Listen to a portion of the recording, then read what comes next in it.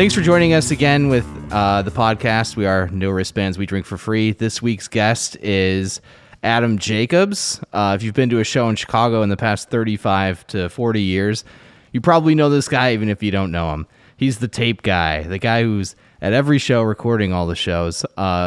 We dive into all the shows he went to, his obsession with recording, what he plans to do with his recordings, and all his great experiences along the way. So thank you for giving us a listen. Once again, No Wristbands, We Drink for Free.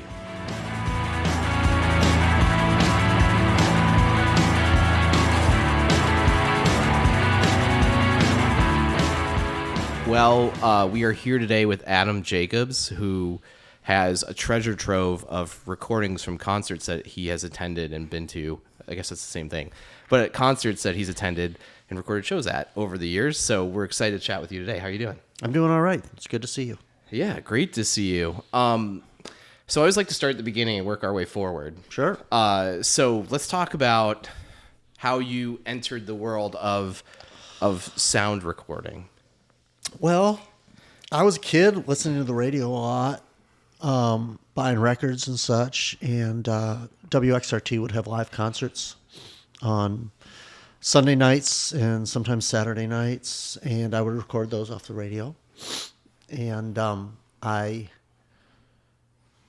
loved the live concerts I was hearing on the radio. I wasn't seeing a lot of live concerts at the time, and but I would tape those. And I met a fellow who lived in Evanston who told me that you could just sneak a tape recorder in and record the concerts yourselves. Shout out to Steve Litton.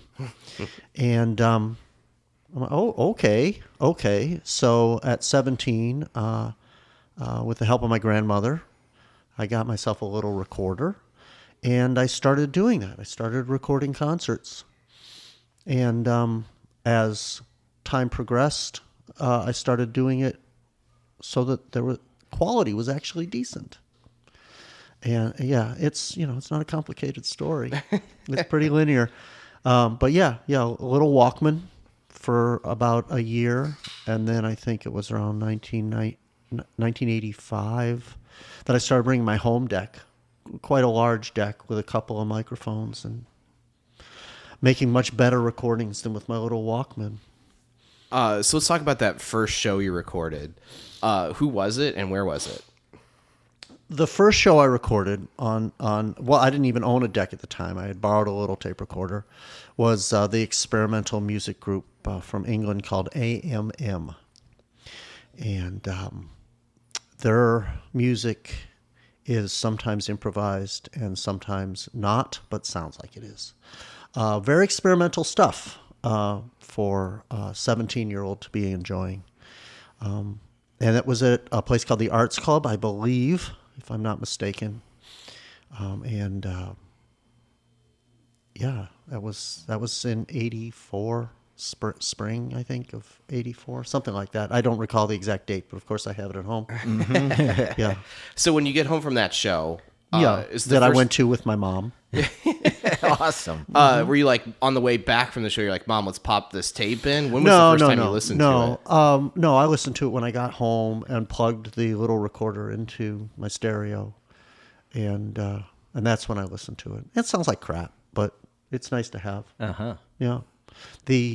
There is a legitimate release of a proper recording of that show, or partial recording of that show on one of the AMM CDs, coincidentally enough. So there is actually a good recording of that if I really want to relive that night, there's better audio to do so. But yeah, it wasn't long after that I was just recording local bands. And I just found out recently that I believe it was the fourth recording I made was Husker Du.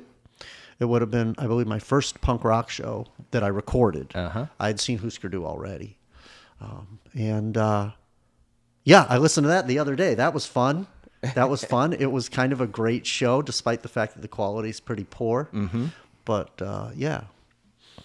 that was, I believe, show number 4, which would have been a little later in 84. That's awesome. Yeah. Do you keep do you just in your head you have categorical knowledge of everything you've recorded, or do No, you have it written down I can't. somewhere? I couldn't possibly. I have to write everything down. Everything's written down chronologically. There's no alphabetical resource other than the tapes being in alphabetical order. So it's not terribly hard to find something if I need to. But yeah, I just kept a running log of recordings until about 2000, when I just kept my date books.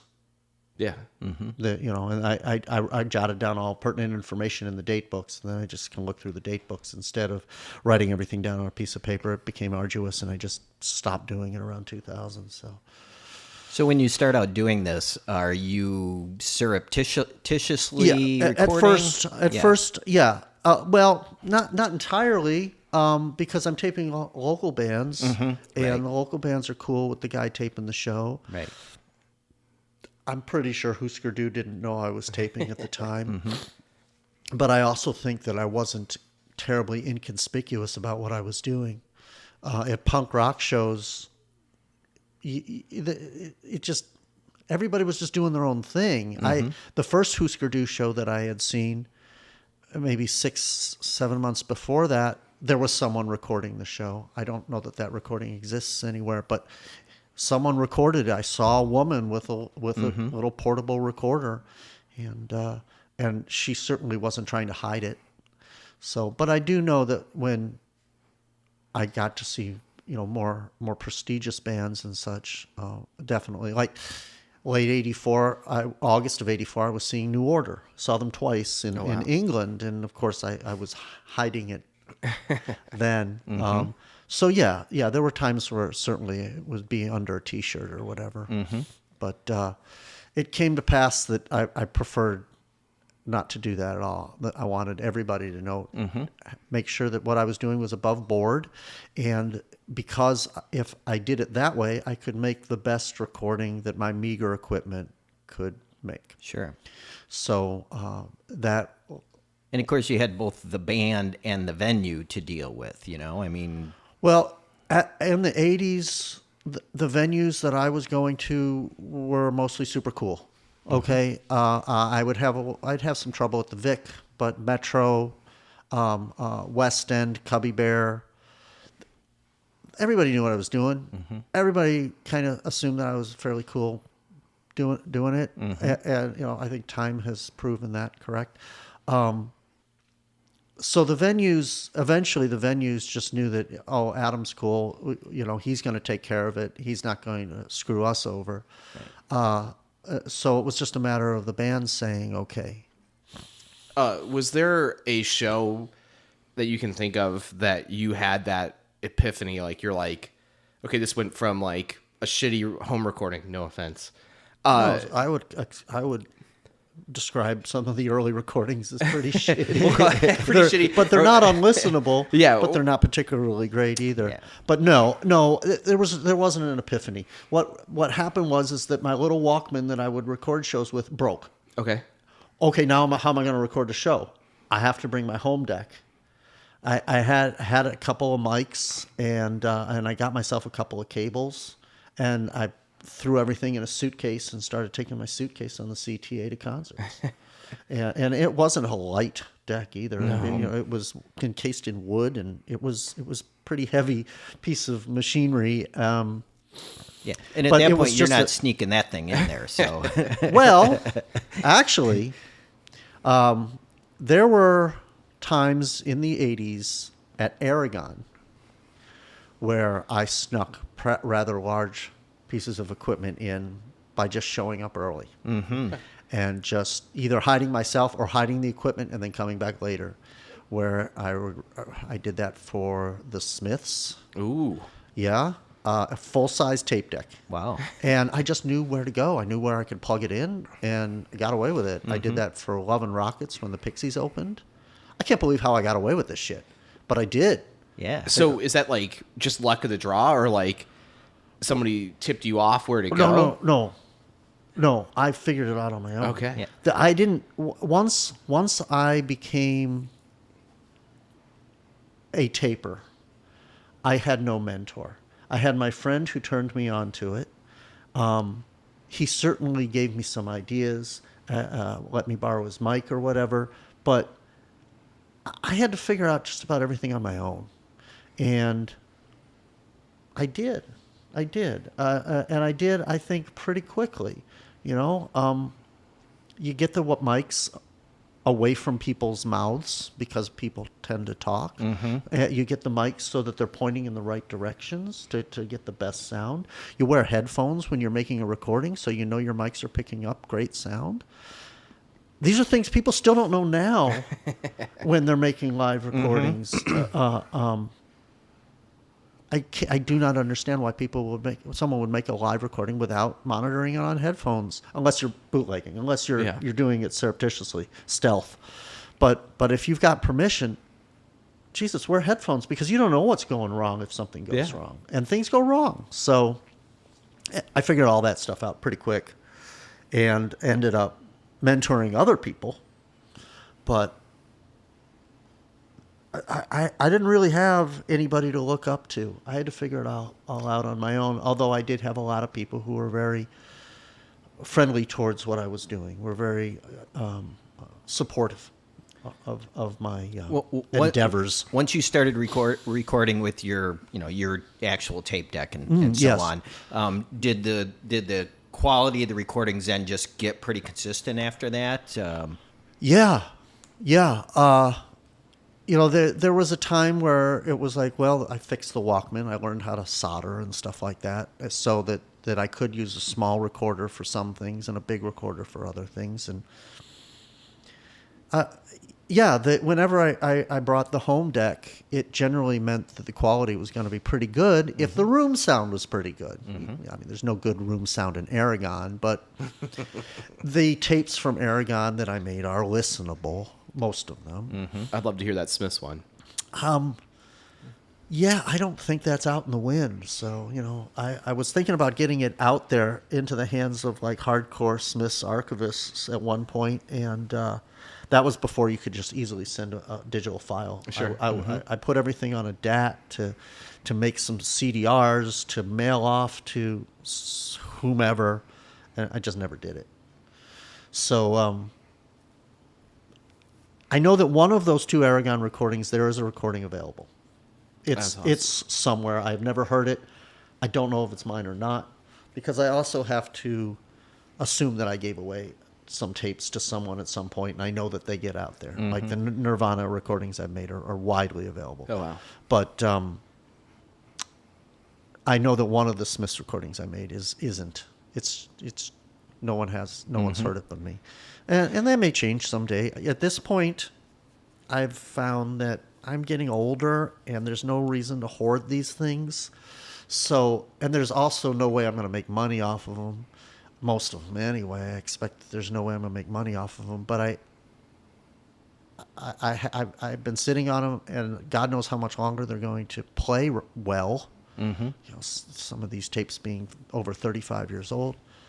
So let's get them out to the fans. And that's why I listened to the Husker Du recently. I'm working on all the Husker Du stuff I have, which isn't a great deal. They weren't around that long.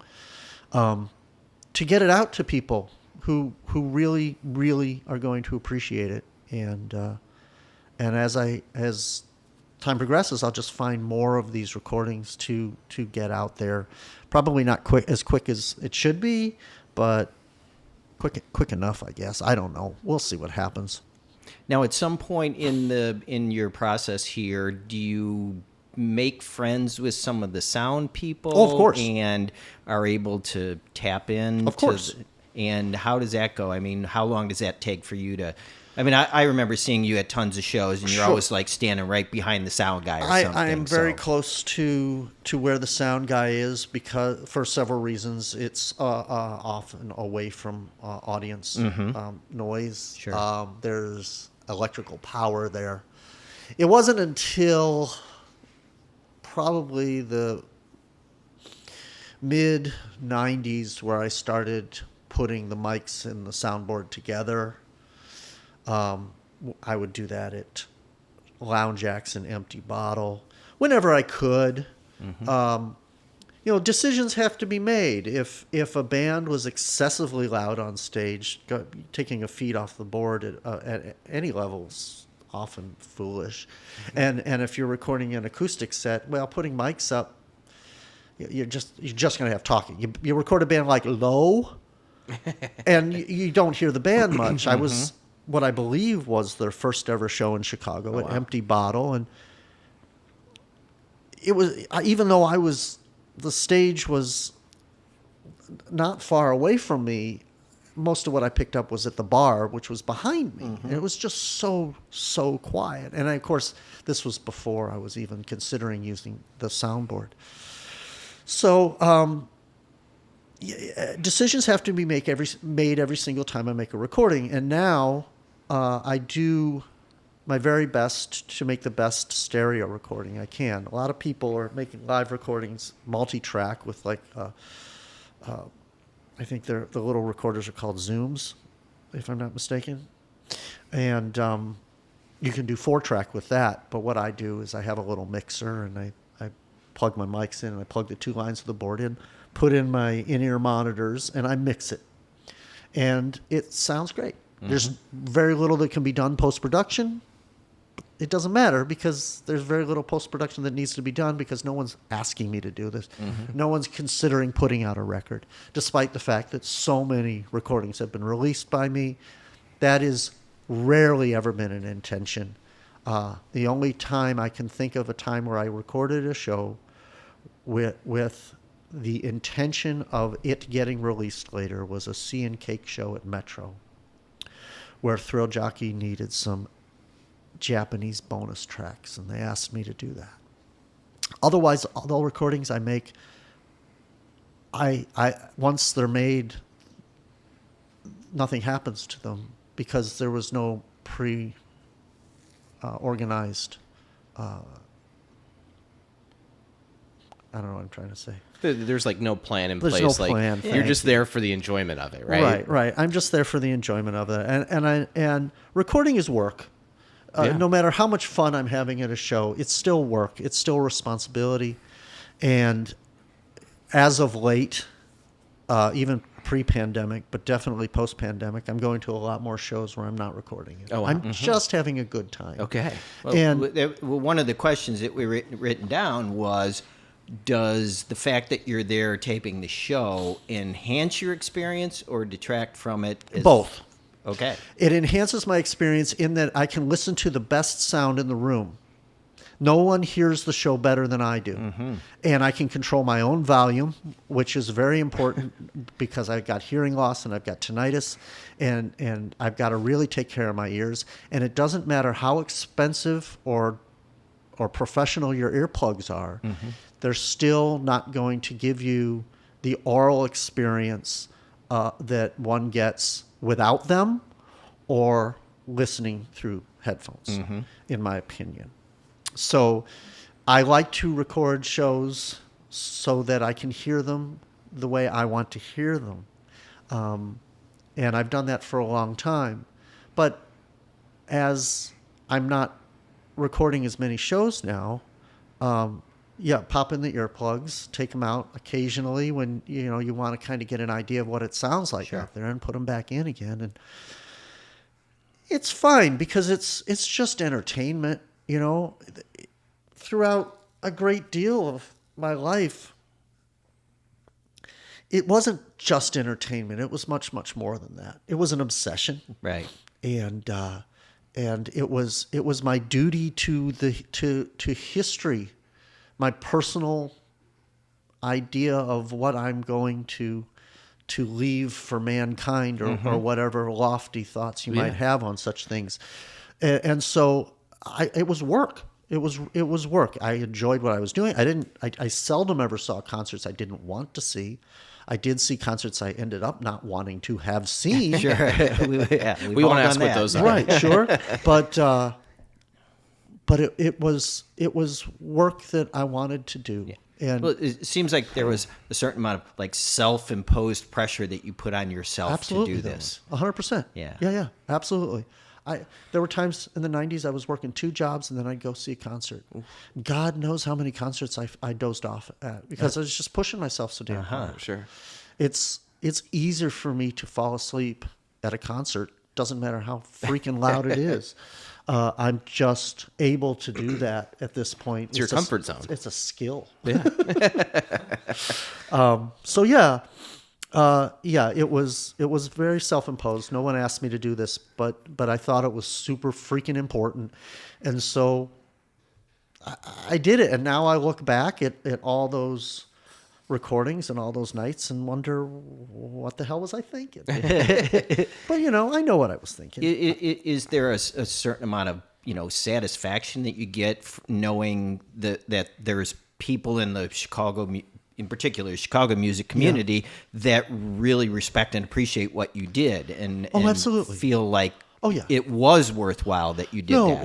Well, I don't always get the love I feel like I think I deserve.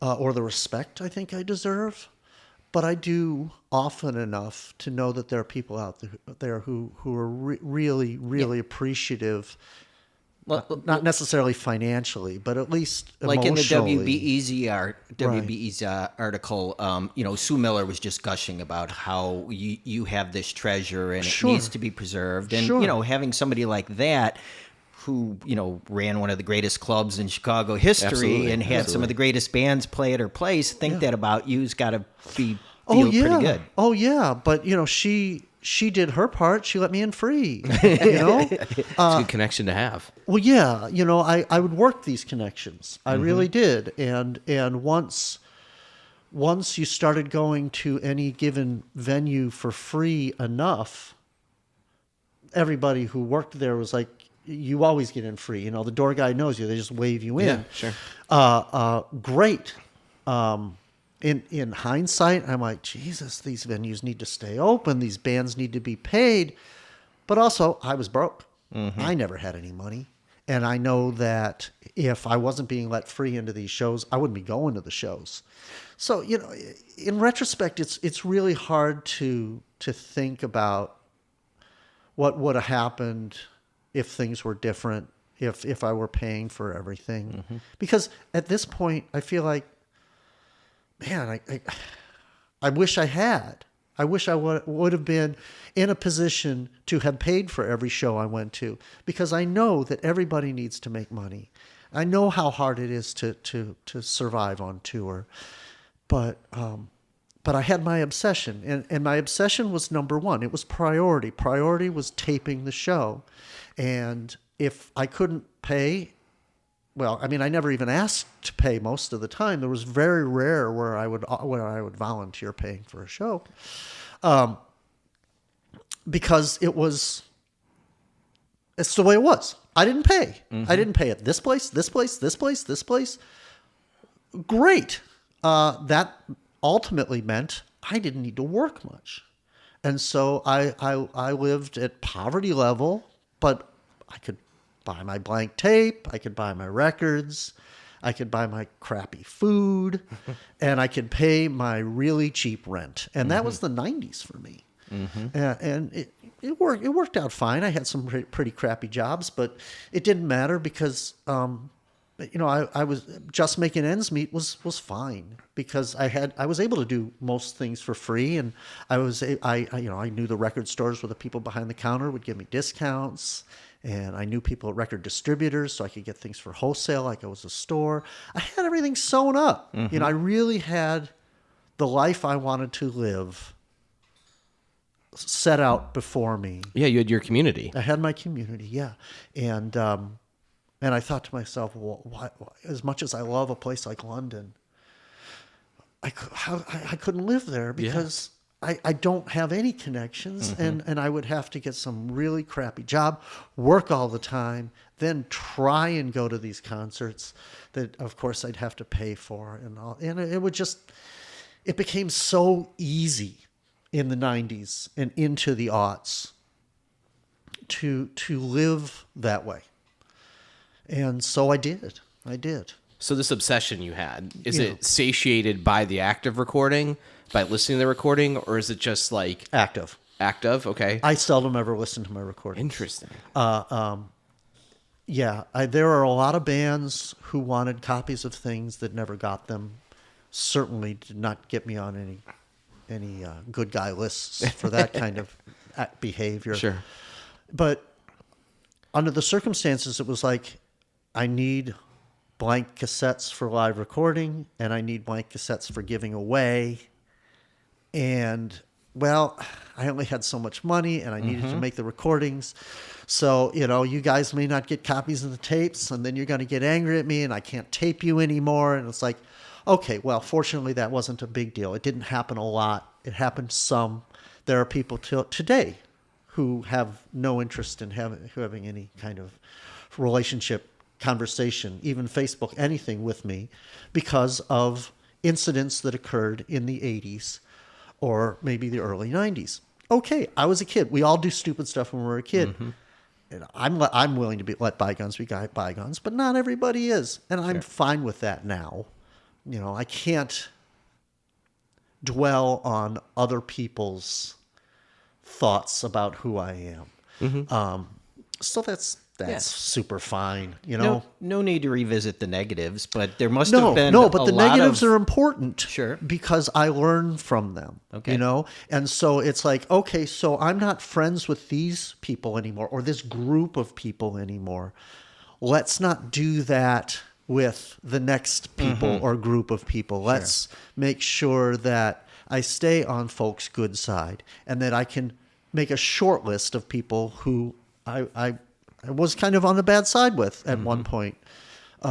Or even, who knows today, because there's zero communication between those people. But fortunately, it's a small group, mostly local.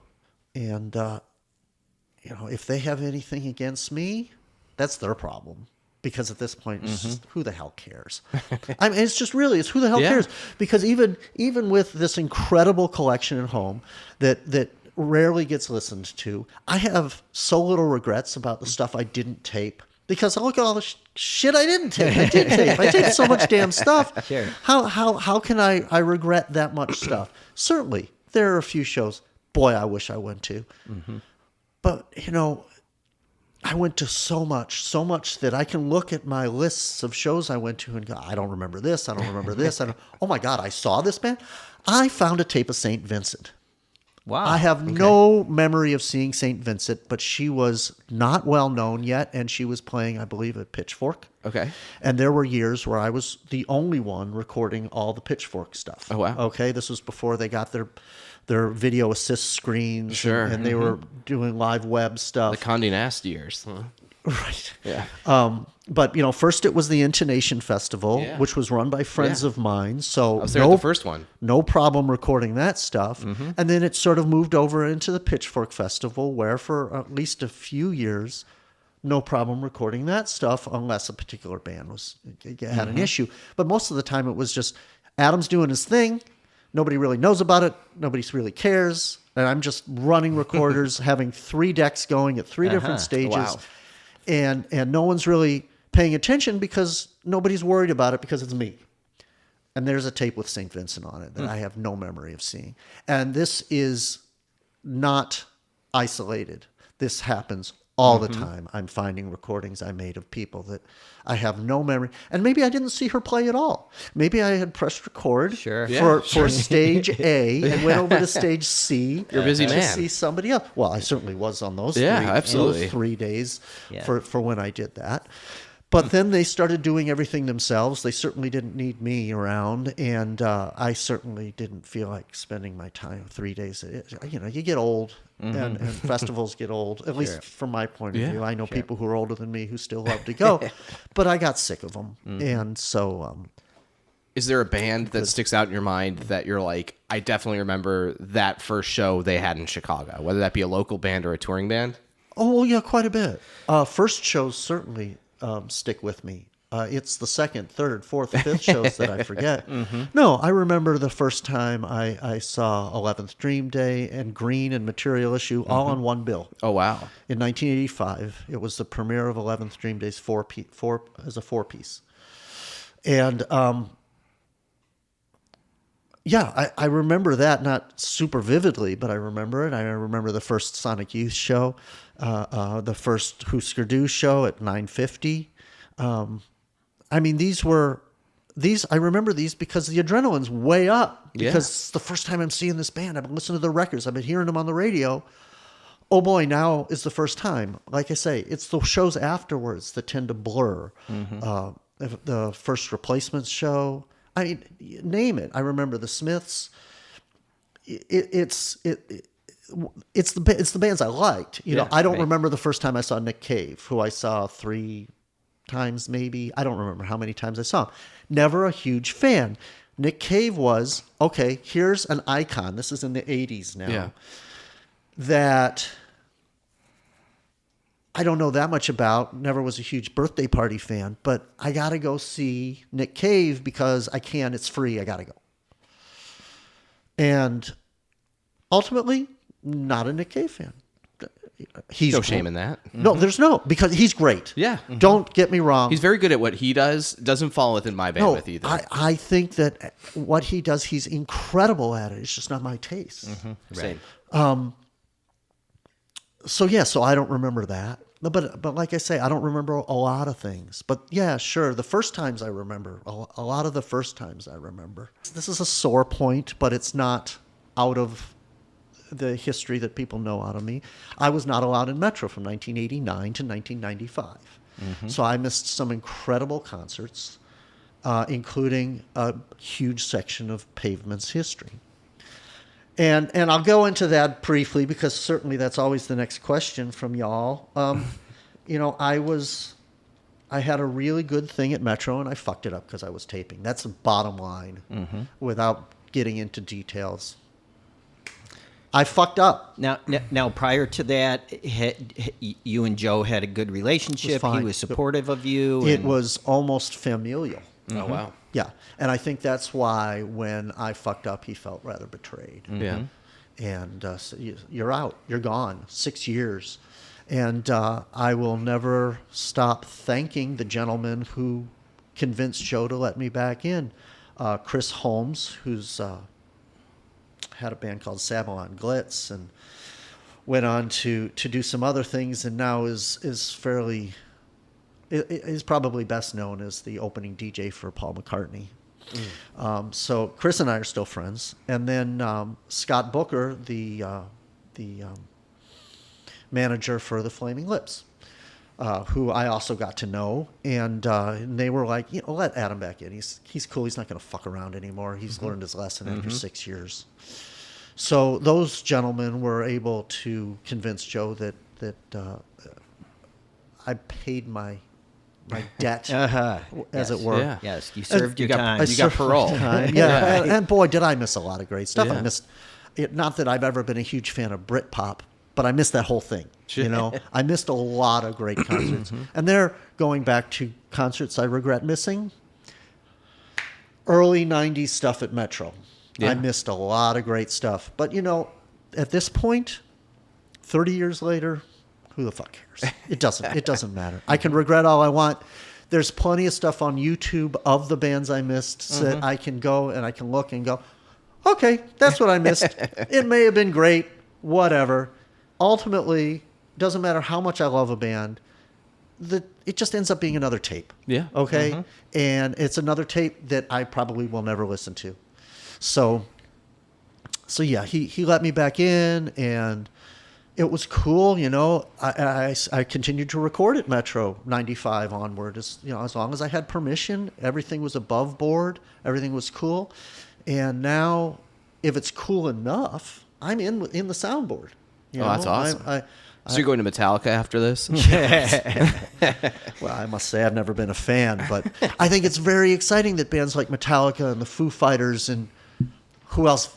Dylan at one point play places like Metro. I think it's great for Joe. I mean, I know that it's super great for him. He doesn't need the publicity, I don't think.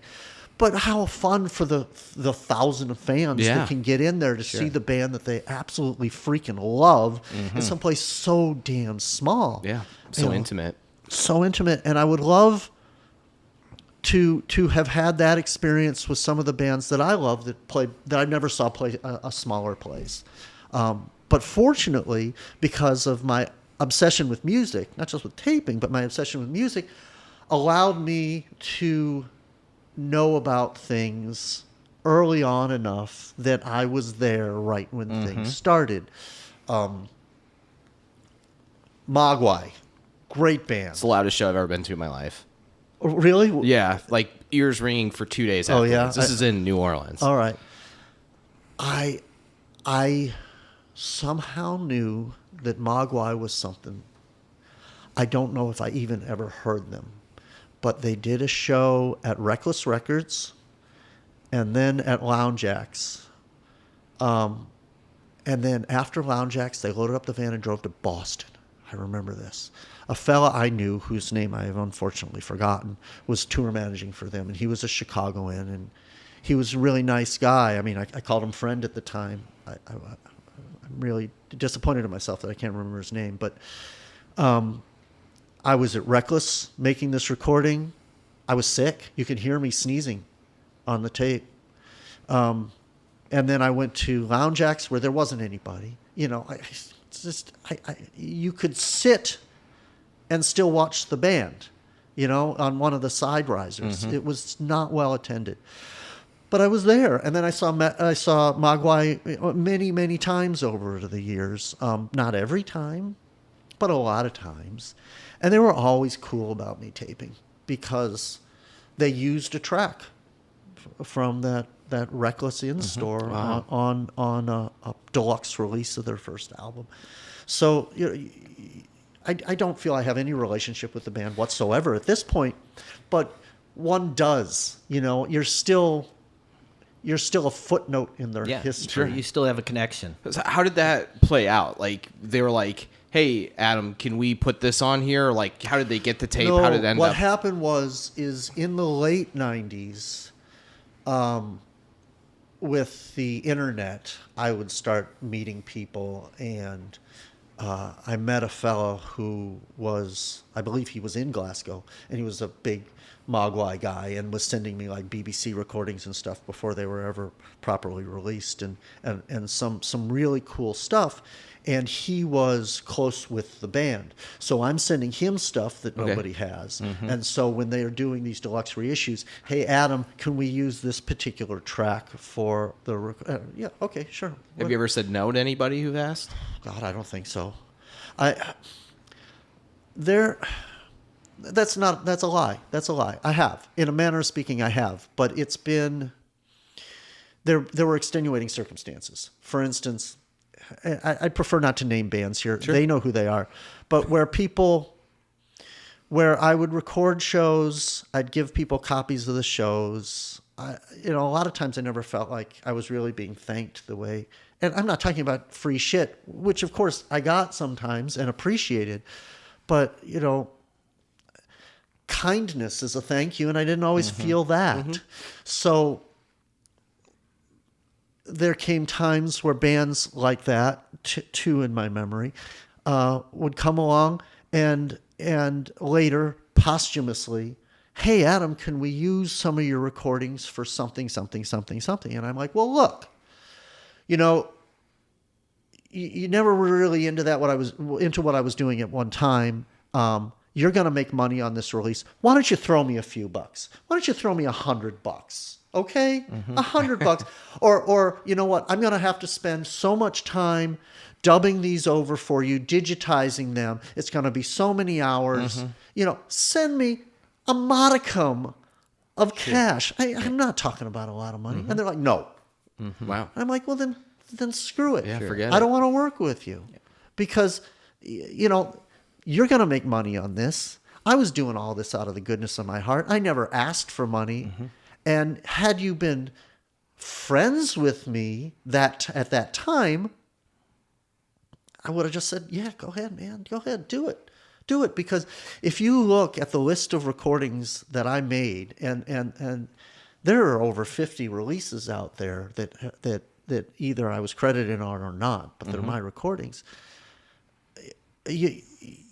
Who were some of the ones that you enjoyed working, doing that sort of thing with? I mean, I know you had have a good relationship with John Langford, and you've done some things Mekons wise. And well, the only things I think, the Mekons have released a couple of things by me, but one of them wasn't credited.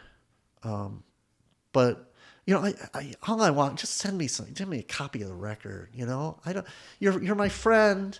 I want to see you do well. I've always wanted to see you do well because I love your music. You want to use some stuff I've recorded? Use it. Just give me a copy, right? But if you're never been interested in being my friend, never was like, oh, Adam, thanks for giving us these tapes. Here's a CD or whatever. Then why do I want to be as generous with you, even more generous with you than you've ever been with me? So, no, the Mekons have always been awesome. Things have always been great between me and Sonic Youth. Yola Tango, not quite as great, but still, they've used a lot of my recordings, and I still love them, and I think they feel they have some. I'm certainly a very important part of their history. I think I am. I feel like if you're somewhat famous and you return my emails, then there's a decent relationship. And so them, Wilco only ever released one track that I recorded, and I haven't seen them play in a long, long time. But I always felt that I had a really good relationship with them and their management for a good deal of time, especially in the 90s.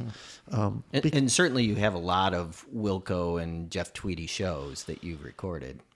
A great deal. There was a point in Jeff's career where I believe I was the only one he would let record the shows. Oh, wow. Yeah. Quite an honor. But that was because of my relationship with Sue. Sure. Which went back well before Jeff ever met her. So, Sue would always want the recordings. Adam, be at this show and tape it, whether I wanted to be or not. Sometimes there were conflicts, and that's I would like rather a job be somewhere else. It was like a job, but if you're letting me into your club free all the time, if you ask me to come and record a specific band, well, I can't. Yeah, you owe it to her at that point. No, I owe it to her. Absolutely, I do. So there were situations like that. So I have no idea what my relationship would be with Wilco or their management now, but I'm certain that if I were in the same room with Jeff, everything would be very friendly, very friendly. It's just, I don't think that room is ever going to have the both of us in it again. It's just Unless you're recording him, right? Anything like that. What? Unless you're recording him, right? Yeah, I mean, the last time I saw Wilco, I don't know what it was, maybe 7-8 years ago. I recorded it. Their sound guy, Stan Doty, has been their sound guy for a long time, and he was the sound guy at Lounge Acts, and he was the sound guy at the Sue Miller run Cubby Bear before Lounge Acts, and so I've known Stan since I was, I don't know, 20, a long, long time. I've known Stan, and so Stan. He and I, he's not on social media. We're not in contact, but I think he more than tolerates my presence if I show up to a show with a recorder, right? So the last time I saw Wilco, I'm certain I recorded them, but at that time they had a dedicated employee recording every concert multi-track onto a laptop. So what the hell good was I for? You don't need me around. Still a great band live. I don't listen to the records very often, but that's me. I still think that I know they're well loved, and they deserve it. I think that there's so much in their history that has been so amazing, but I don't go see them anymore, and I don't feel like bugging anybody to be put on a guest list. Or Did the poster give it away that we're Wilco fans? Oh yeah, I mean, posters like that, and I know you're friends with Avery, so and Avery and I have had a lot of We're looking at a poster for the I Am Trying to Break Your Heart movie, and I think, Adam, that you are responsible for me getting Jeff's autograph on that. Am I? Yeah, I think so. Okay. Because he was the last one I needed, and we were seeing them play. I don't remember. It was right after the premiere of the movie, and they were doing a show at the Riviera, maybe might have been the Vic, whatever. And you were recording it, and I was there with Avery, and I was like, "How am I going to get to Jeff?" And Avery's like, let me talk to Adam. And I think you talked to the sound guy, and the sound guy took the poster backstage and got it signed by Jeff and brought it back out. So, why not? Yeah. Well, I have some pull somewhere. I think more than that. I think you're selling yourself short. I think you've seen the evolution of Chicago's music scene, and I think that's a really incredible place to be, and not only seen it but recorded it. Yeah, I mean, I wish I'd started a little sooner. I wish I had a little better equipment. I wish I had a car. I mean, I took the CTA for forever. There's a lot of wishes that would have made the archive a little bit more interesting, diverse, and expansive. But I mean, once I got into things, 85, 86, 87, things really got serious. Mm-hmm. That and beyond, quite a bit. But it was only bands I liked.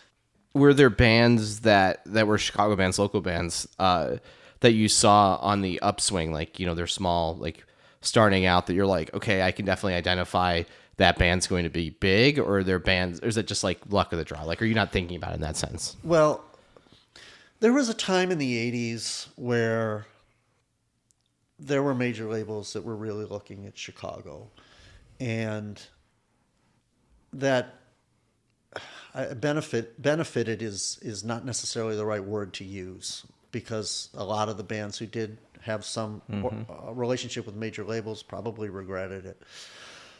But they were looking, it was like there was the Minneapolis thing, there was the Seattle thing, and then they tried to see if there was a Chicago thing, and there never really was outside of the Pumpkins and Material Issue. They tried with 11th Dream Day, it didn't stick. There were other bands too, some probably many that I can't remember, didn't like. But there were bands in Chicago that I loved that nobody gave a damn about. I still think that the Slugs made some incredible music. I think Dog Julin he wrote some amazing songs once upon a time. I haven't listened to much of his new stuff. I still think he's a good songwriter, but I also think it was us growing up together, because I was hearing these songs all the time, because they were my friends, because I was riding in the car with them to and from shows and stuff like that. And those songs are so important to me, and there's no way that Dog can write a song now and it will ever be as important to me as the songs that I lived with, that I grew up with. But I think that they should have had a hell of a lot more interest and recognition.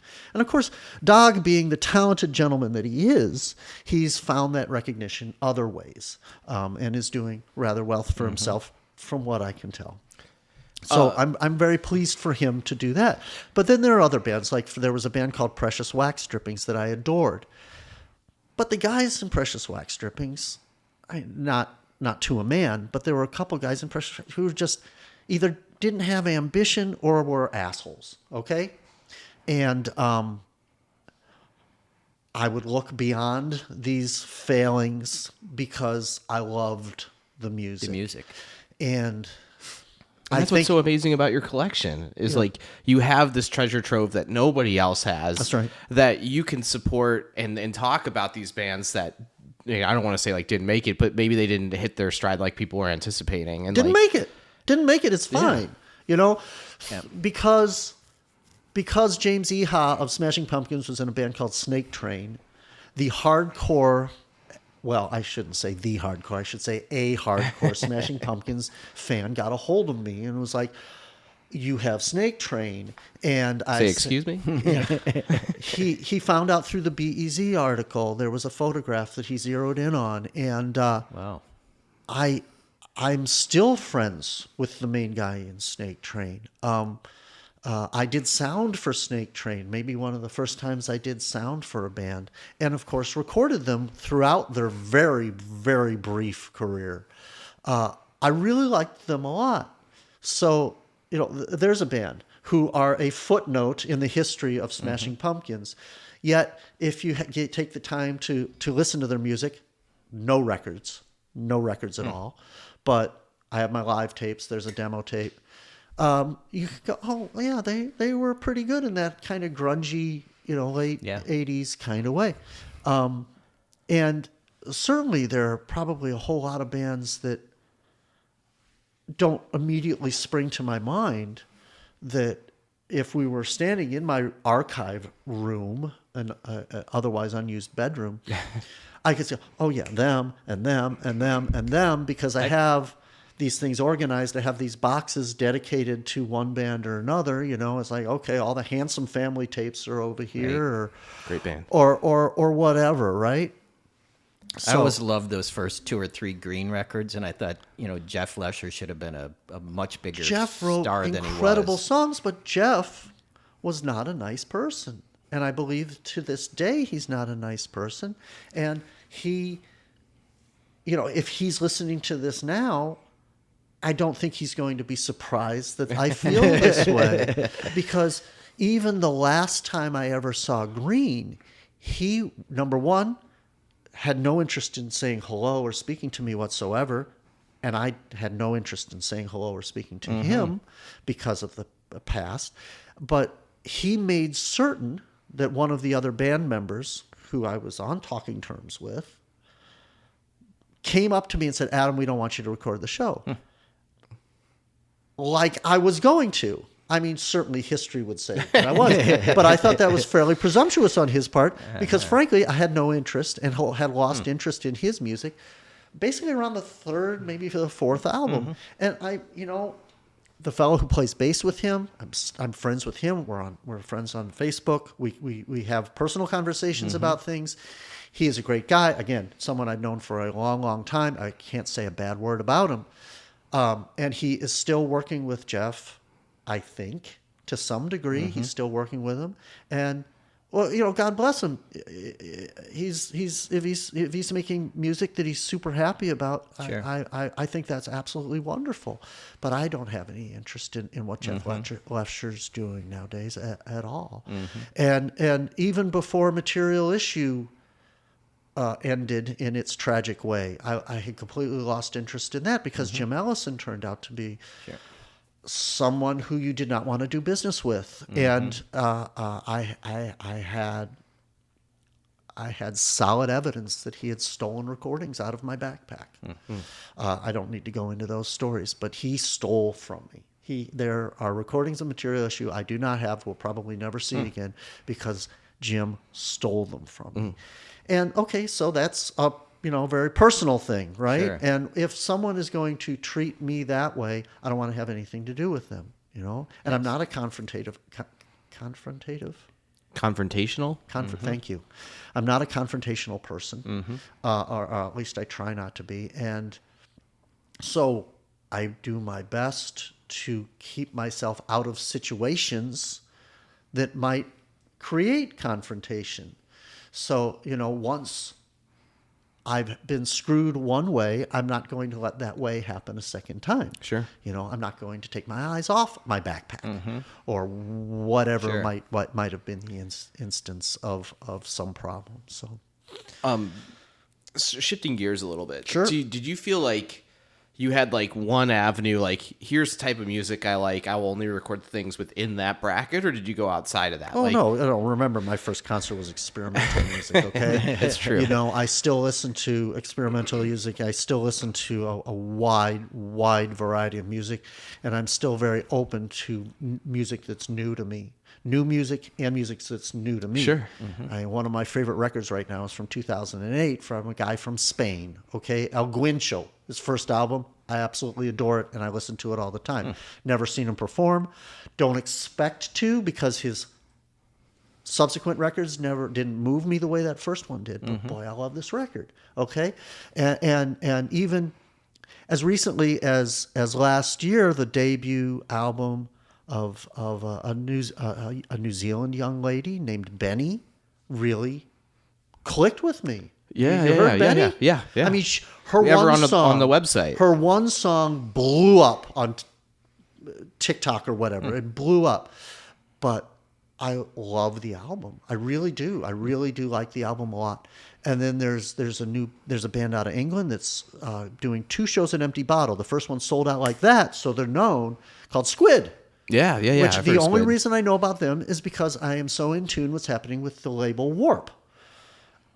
Warp isn't infallible, but what an incredible track record for I mean, if Brian Eno is going to put his records out on this label, well, they must be a freaking great label, right? Yeah. So, but beyond that, you know, when I was turned on to Aphex Twin in the 90s and subsequently many other bands that I enjoy very much that are not even close to being in the rock idiom is it's there. It's on Warp, it's on all these other little labels. And I dig this stuff, and I will continue to find more stuff to enjoy. So no, I don't put limits on my tastes. If I know I don't like something like 80s hair metal, I have zero interest in that. I don't like Metallica. You know, there's a lot of metal I don't like. There's a lot of modern country I don't like. But you know, the insurgent country, the original type country, the country that is championed or was championed by Bloodshot, you know, this stuff appeals to me. Sure. But yeah, I mean, dance music. There's black metal that I adore, that I just want to turn up until my ears bleed and just get enveloped by this noise that is just so hard for most people to it's so dissident it becomes beautiful. So dissident, yeah, exactly. And that's why My Bloody Valentine is one of my favorite bands. You've got this real noise going on with this gorgeous melodies and stuff going on underneath it. I love shoegaze, but again, I love a bunch of shoegaze bands, but not every single one of them. All right, and so it goes throughout history. You know, I could probably sit and listen to Woody Guthrie or Pete Seeger all day, but I have no interest in listening to Bob Dylan. You know, it's just my personal tastes. But to answer the question, they're very wide, and they're not closing down because I want to listen to things that are new, to see if they're interesting in their own way, because nowadays it's really hard to make new music that is that new. Yeah, it's very true. But if it appeals to me, I don't care how derivative it is. I'm going to enjoy it.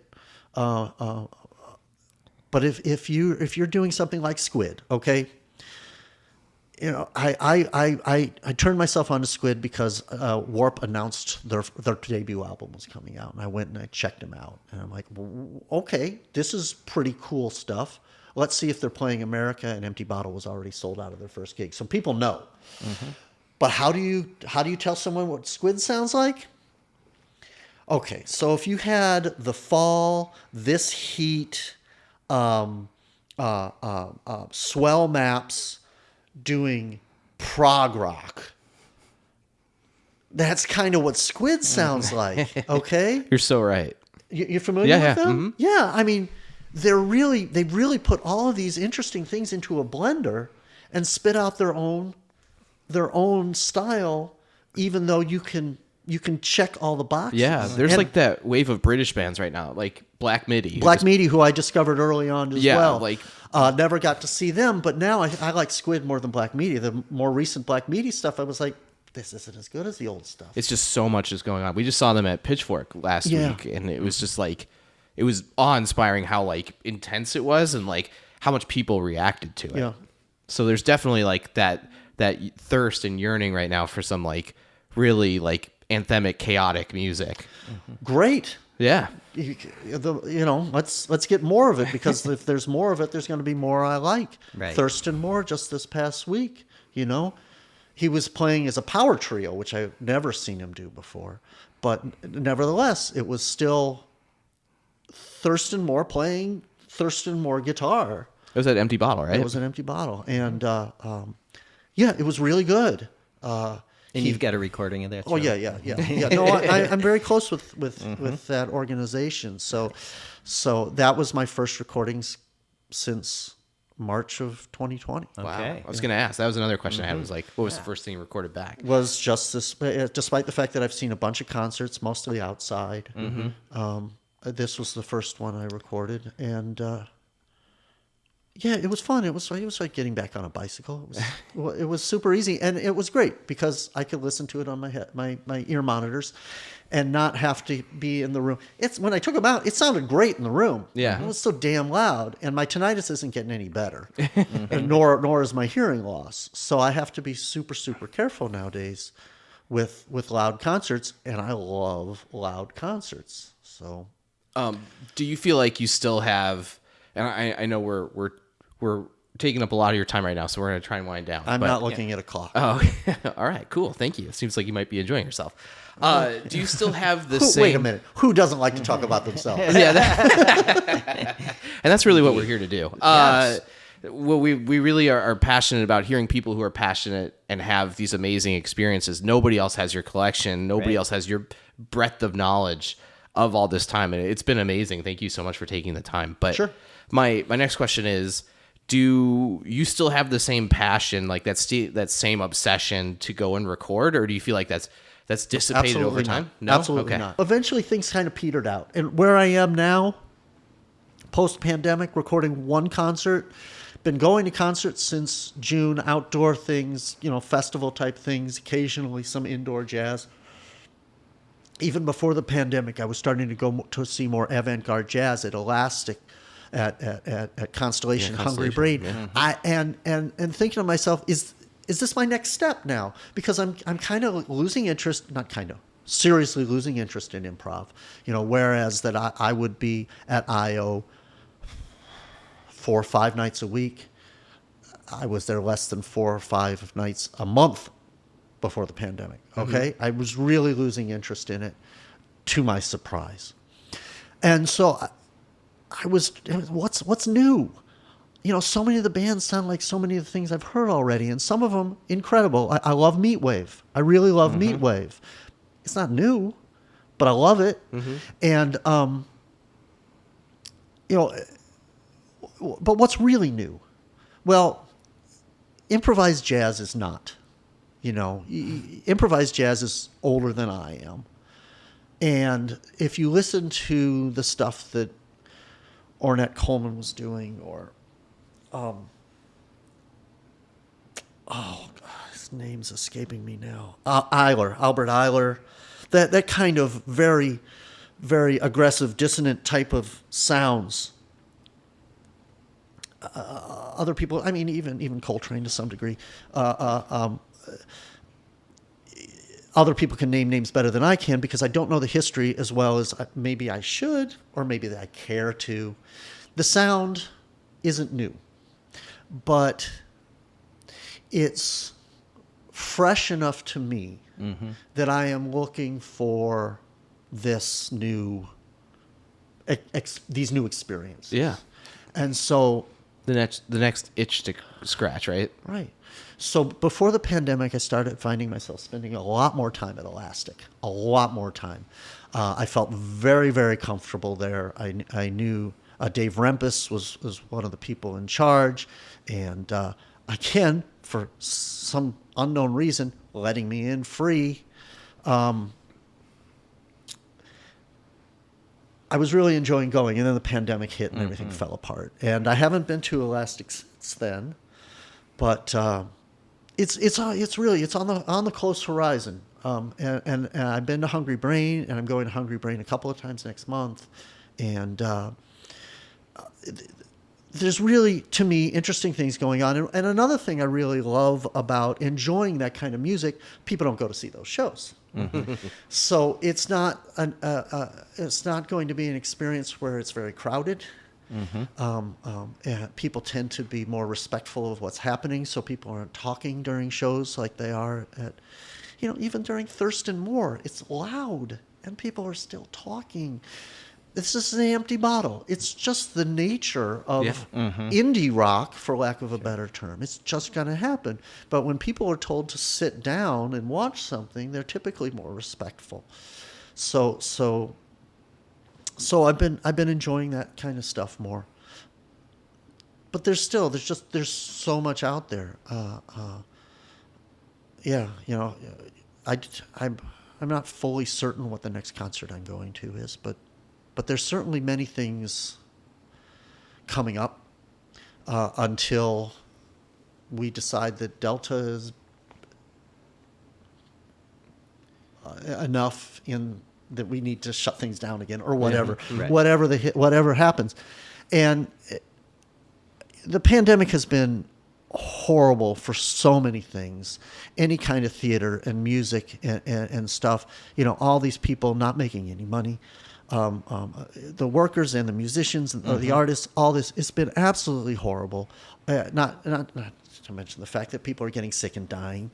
It's just been a horrible time. But for me personally, it hasn't been that bad, because for a while I was creeping up on not being that interested in going out to see stuff anymore. It became rarer and rarer. Like I said, I was going to IO basically when I was working there, when I would do lights for shows there, and very seldom elsewise.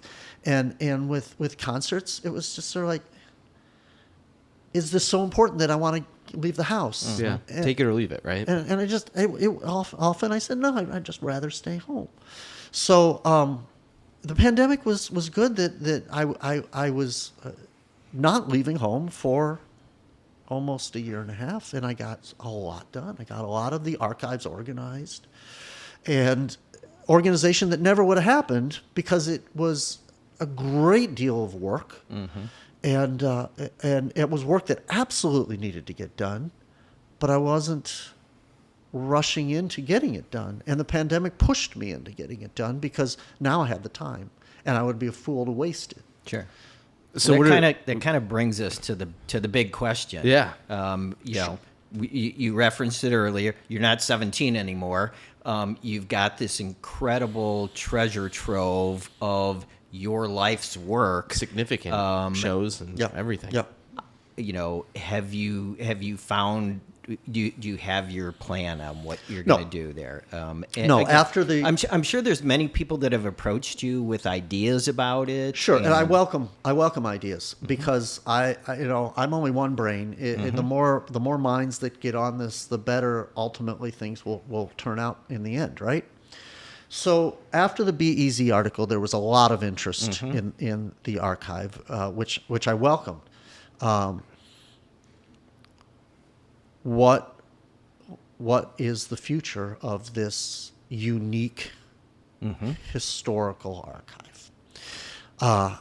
I didn't have any answers for that, and so I certainly welcomed people's idea. And I met some really interesting people who tried to go to bat for me, tried to find out things for me. I've been very complacent before that, certainly. Since that, unfortunately, I have an old friend, someone I've known since he was a teenager, and I was in my 20s. He was, I think he still is, working for the Library of Congress. He was able to, or Smithsonian. I'm sorry, I'm a little foggy on this, but he and I were able to have some serious discussions about how that would work, if that would work. But most institutions, what I've learned is the institutions that have possibilities, I guess, the institutions that people I know who know about in such things aren't interested because it's a lot of work. Most of it's not digitized. It all needs to be digitized. And we're over 35 years of archives, where it's a great deal of work that needs to be done to make this thing usable for decades to come. Yeah. You know, or as long as people are interested in such things, right?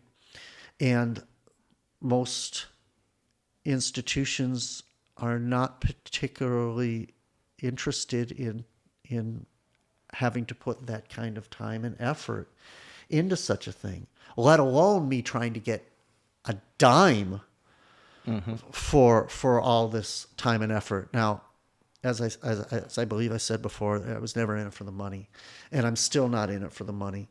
I can't be. But it certainly would be nice if there was money. You know, I mean, I still got to eat. I still got to pay bills. And I've done that in many different crappy ways throughout my life, you know, just to buy the blank tape, you know, just to keep going. And I'm in a pretty good place in my life right now. But if I lose all that to an institution, if I give it all away and have limited access to it all, it's giving away part of who I am. Sure. And I've always kept it very close to me. You know, I've always been very careful about how I store it and everything like that. It's your passion. It's your baby. It is. It you know, it is kind of the child I didn't have or will never have, in some weird way of looking at it. But it's definitely my passion. It's my life's work. Let's put it that way. It's my life's work. And when you work so passionately about something for the best years of your life, it means an awfully lot to you. But on the other hand, does it mean enough to me to be sitting there all day digitizing stuff? No. Yeah. No, It's a because it catch-22. is the past, and I do look forward. Okay. Yeah. Well, maybe not a catch-22 in traditional sense, but I certainly get what you're saying. Yeah. So, yeah, it's actually a love-hate relationship that I have with this thing. It really is, because it can't just be thrown in a dumpster.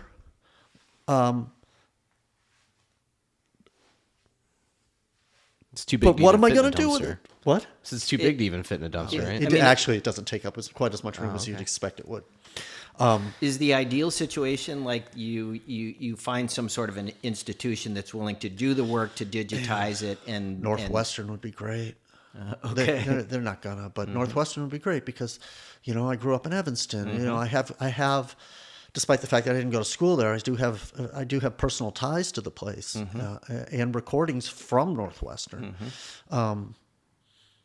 But yeah, they're not going to do it. I mean, it would be great to have my archive sit along the side of John Cage archive and the Glenn Branca archive, and goodness knows what other incredible archives they have there that I don't know about. Sure. It would be fantastic. Yeah. But I don't think they're interested. You know, when shortly after the BEZ article, people were like, "Oh, how about this place? How about this place? How about this place?" I'm like, you know, I don't want it to go to Ohio. I want it to stay. Well, it's a local archive. Yeah. Yeah.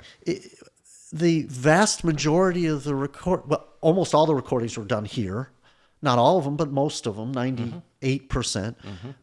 But what's the percentage of just local bands? Yeah. It's so high that it would be silly, because if there's an archive in some other state and people are looking through it and they're like, who the hell was Fang Beach or Barbie Army or even Precious Wax Strippings? You know, Sure. Who were these people? And of course, nobody knows in Chicago either, but at least it was a band that was happening in Chicago. There's a Chicago history, and these names that nobody knows, like there's so many of them. There's just so many bands that never put out a record, Joe for a Night. I loved them. Plug Uglies. Just it's the names just are so endless. And when I got into in the 90s and into the aughts, I was listening to a lot of music that was listened to mostly by people who are a lot younger than I am. The punk rock scene, the emo scene before the term emo became a bad word, going to Fireside all the time. Love the Fireside. You know, if I wasn't at Lounge Acts or Empty Bottle, I was at Fireside. There was never a night where there wasn't a great concert happening. And I saw some amazing concerts at Fireside.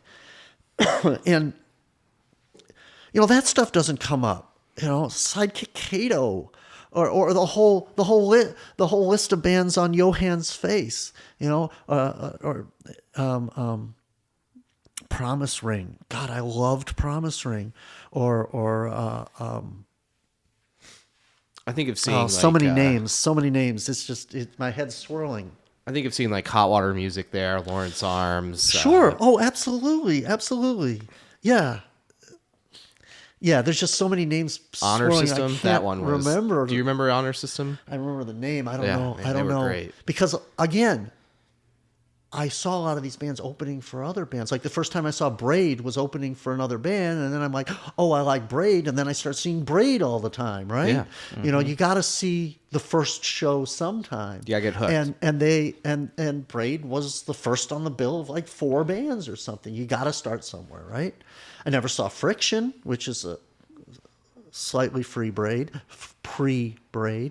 I never saw Gauge, which I switched until they did the reunion. But I saw all the post-Gauge stuff. I loved that. Sweater Weather put out 1.5 singles. Sweater Weather were great. I loved Sweater Weather. How many shows did they do entirely? 12? How many did I see? 3 or 4? That's pretty impressive. I mean, I'm guessing on those numbers, but you know, people would go on. The Orwells are putting out some kind of archival release soon or have recently done. I said, hey guys, of the few shows they played, I taped them twice. Do you need live cuts? No, they weren't interested. Okay, fine, whatever. But I'm glad that Orwell's floating up out of the history of Chicago for some kids to latch on and go, oh wow, what a great band this was, you know? Man, just so many.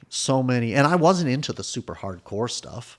There was a whole lot of stuff I didn't see. Whole lot of stuff I didn't see, or the metal stuff. But man, yeah, I really treasure all the time I spent at Fireside. And it was walking distance from home. So that was fantastic. And a lot of bands that were playing places like Lounge Acts and Empty Bottle were also playing at Fireside. And sometimes 2 days in Chicago, and you do the over 21 show, and then you do the all ages show at Fireside. Yeah, I remember I grew up in the suburbs. I grew up in Western Springs, and it was like we would find out about shows at the Fireside, and it'd be like, we're going downtown tonight. We are going to the Fireside. And it was like such an amazing experience, and it always. Did you think you were in a bad neighborhood? No, surprisingly I think not. A lot of people thought they were in a bad neighborhood. Cars got broken into and stuff like that. I will say, like, I did not know where the Fireside was conceptually, like north, south, east, west. Yeah. Until probably like 5 years ago, and I was like driving down Fullerton. I was like, oh man, that's where the Fireside was. I was like, I remember there was a park right by it, and there was a Domino's, and that's all I remember. But man, I used to walk home to go to the bathroom. I would too. That was a disgusting bathroom. The notoriously horrible bathrooms. I was close enough that I could just walk home and go to the bathroom. That's always good. I lived behind a bar in New Orleans. I would do the same thing. So as we wind down, we like to ask people some random Chicago questions. Right. So we call it the rapid fire round, but you feel free to expound as much as you'd like. Okay. Do you have a favorite show you've recorded in Chicago, like something you consider to be like your master? Yeah, no. I mean, come on. Sorry, I had to ask. I stopped counting a long time ago, and the numbers of concerts that I've been to, not number of bands, but number of concerts I've been to, are well over 10,000 at this point. Crazy impressive. It's a crazy amount of music to see, but there were many years in the 90s where I was seeing around 250 concerts a year. Wow. Yeah, and there, I think one night, I think the most concerts, not one night, one day. I think the most concerts I saw in a day was 7, where I would go and I'd see an in-store and I'd see some early show and then I'd see some late show. I would just love to see your list on Yeah. a spreadsheet or whatever. It's fun. You know? It's fun to look at. Yeah. It's not digital. It's just on paper. But We're but happy to favorite start typing concerts, it you up. know, like, yeah, somebody's going to type it up for you. they're favorite concerts are favorite bands, you know? Yeah. Favorite concerts, like when Yo La Tengo played as a 2-piece in 1988 at Cubby Bear, it was super, super fun. That was super fun. It was so laid back and wonderful, and they were just playing just absolutely wonderful material, and it was super low key, and it was a great concert. And I've seen Yo La Tengo do other things like that too, and they're always amazing live. Yeah. Yep. And recorded. I mean, I love their records. Like when The Wedding Present played Lounge Acts. This would have been the second time I saw them. Shortly after they recorded what many people consider their best album, Sea Monsters. Now, Wedding Present in the 90s was an absolutely favorite band of mine, and they recorded it up in Minneapolis, played a gig in Minneapolis, came down to Chicago, played a gig, played half the album for us that we wouldn't hear for another 6 or 7 months. And absolutely amazing. But I can tell you other amazing Wedding Present concerts I went to too. It's about favorite bands. It's hard for me to think about amazing concerts by bands that weren't favorites. Yeah. Very memorable concerts, definitely super memorable concerts, but not necessarily favorite. Deep dish or thin crust pizza? I love pizza, and things really went in the shitter when I went gluten free. My health improved I'm so quite sorry. a bit. My health improved quite a bit, and I would recommend it to anybody to try it. But once you go gluten free, you're never eating deep dish again, because they can't do gluten free deep there's no dish way. or stuffed or anything like that. So I was a big fan of stuffed pizza. I especially Eduardo's, Giordano's. Thick was great, but I liked stuffed. I really loved stuffed, and I still eat pizza because I absolutely adore it.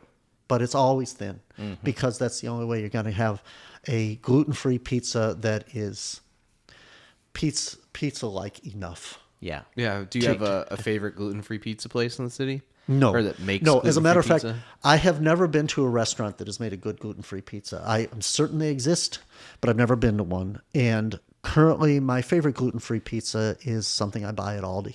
Okay. They have fresh cauliflower crust pizzas at Aldi now, and they're quite good.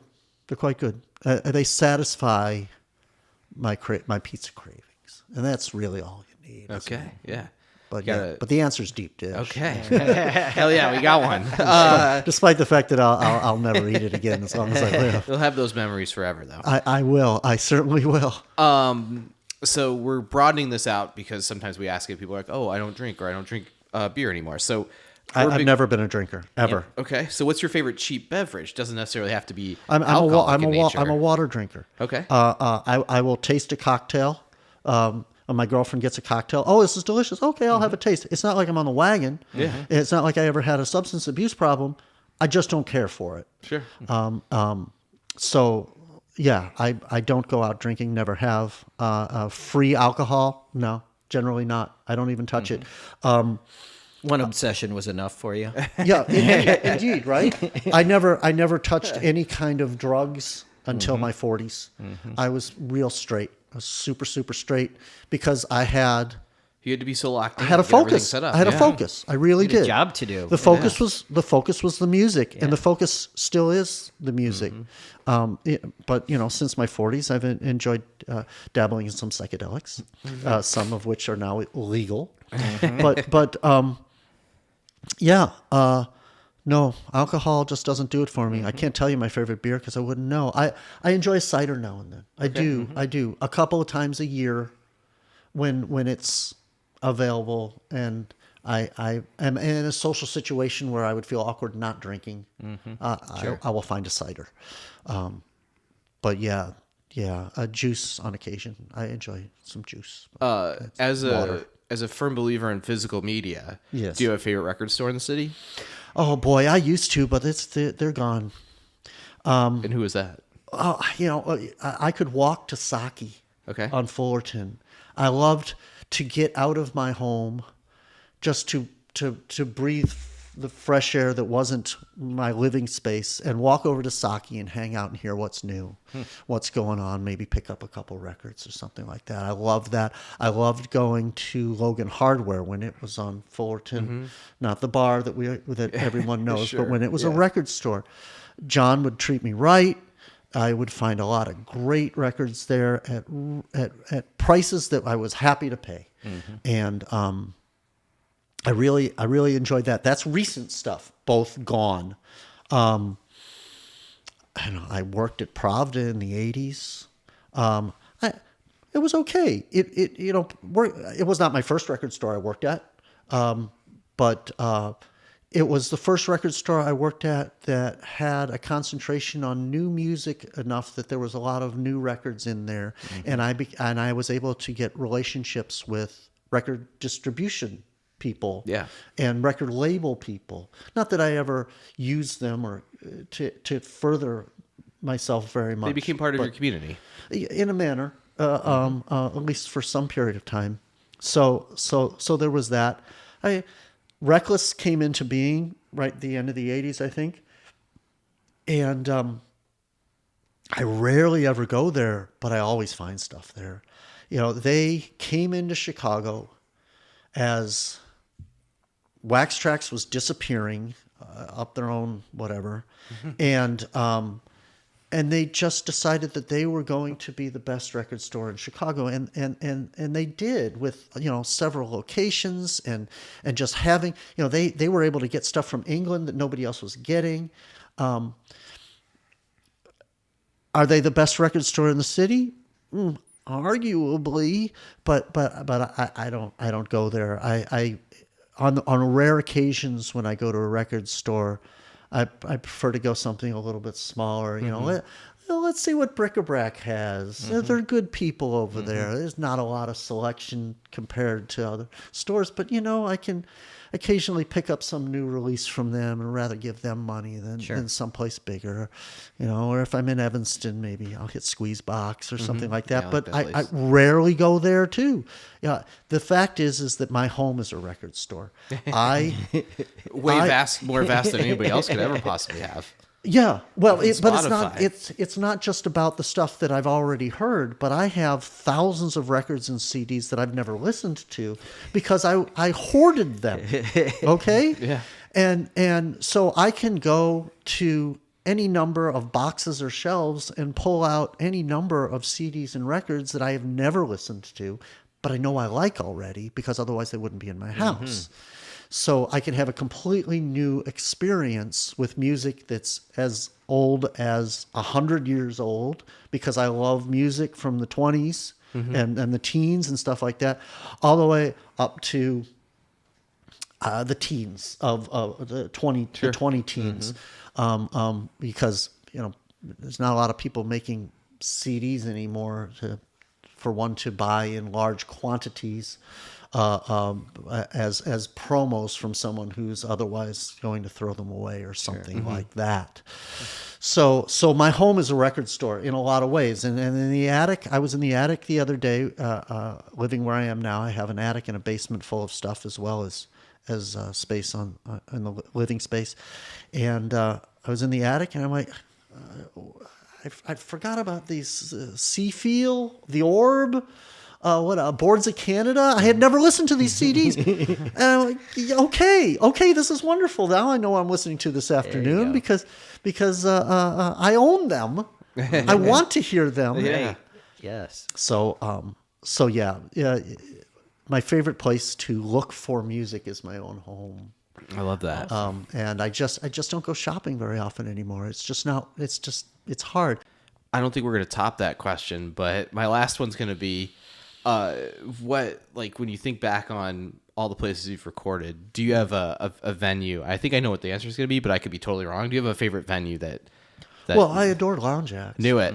But I knew it. but I'll tell you something. Shuba's It's a great space. Shuba's has always been an amazing, amazing space. It's always sounded great in there. They've always had a great PA. The sight lines are great, and the feel, Very intimate. the feel of the place.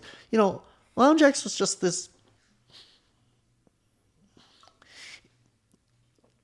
It had its own aesthetic, but it didn't have the warm, woody feel that Shuba's has. And certainly it doesn't really make a whole lot of difference to the music, whether you've got wood paneling or you know, whatever, little filigrees on the wall, whatever. But it subconsciously makes one comfortable, you know? And I went to CBGB's once. I recorded a show there once, and it was kind of disgusting. You know, there was just you look up and there's just dust that's been there since the 70s, right? This was in the 90s. I was there. It was, but that was the feel of CBGB's, the iconic place, and Lounge X was never like disgusting at all. But it had this feel, this iconic feel within it. I felt like I was in some place that was very important even before it was gone. Never felt that way with Shuba's, but I always felt so it always felt so homey, despite the fact that Lounge Acts was kind of home. I mean, I slept on that dirty couch too many times. It certainly was home for me for a certain part of my life. Shuba's always felt homey to me. Hideout feels that way too, a lot of the time. These smaller places today, the place that is the homiest to me, the place I feel most comfortable and enjoy going, despite the fact that it's nowhere near my home, is the Montrose Saloon. I don't know if either of you been there. Yeah, I have. Yeah, absolutely. You know, Eric has put together this really nice little room, bringing in a lot of really great music that not a lot of people know about. So, you know, they can play there at reasonable prices, pass the hat, stuff like that. But Chicago is so filled with incredible talent, in my opinion. Yeah, we would agree. That that you can go to Montrose fairly often, see great shows, you know, drop $10 in the hat or whatever. So, you know, that is where I am now. You know, I don't know the next time I'll be at Shuba's. Shuba's isn't Shuba's anymore. Shuba's is Audio Tree's Shuba's. And I got no beef with Audio Tree. But I knew Mike, I knew Chris. These are hometown guys. They're a hometown bar that I'd been going to since they started, I was at Gasper's before that. You know, I liked that. And then things changed there. And, you know, things change for the better all the time. But I don't go to Shuba's anymore. If they have a concert there I want to see, maybe. But you know, I don't know what's going on in music so much anymore. And I see all these names coming to Shuba's and Lincoln Hall and Metro and all the places. Who is this band selling out Aragon? I don't know. I don't know. And I'm okay with that. I'm okay with being the old guy who doesn't know about music anymore, because I used to be the young guy who knew everything. Yeah. And I don't have the passion to do that anymore. And I could sit and go on the internet and check out every one of these bands that's playing and go, oh, I like this. You know, like a friend of mine got a hold of me and says, are you going to Empty Bottle tomorrow? Holy Wave is headlining. Holy Wave's a band I know. I've never seen them, but I've heard their records. They're okay. But there's this opening band that my friend's really excited about. Probably won't go. I haven't listened to them yet.